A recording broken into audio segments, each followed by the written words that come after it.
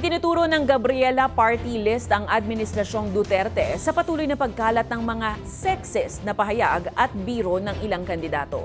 Ayon kay Gabriela Party List Representative Arlene Brosas, sa panahon ni dating Pangulong Rodrigo Duterte, naging normal ang mga bastos na komento na itinatawid lamang bilang joke o biro kahit na offensive na ito sa ilang sektor, partikular na sa mga kababaihan.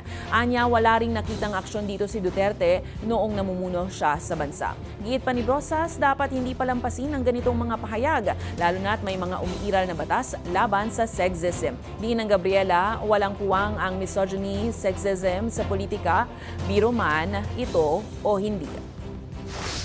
May impunity na nangyari, kaya ganyan.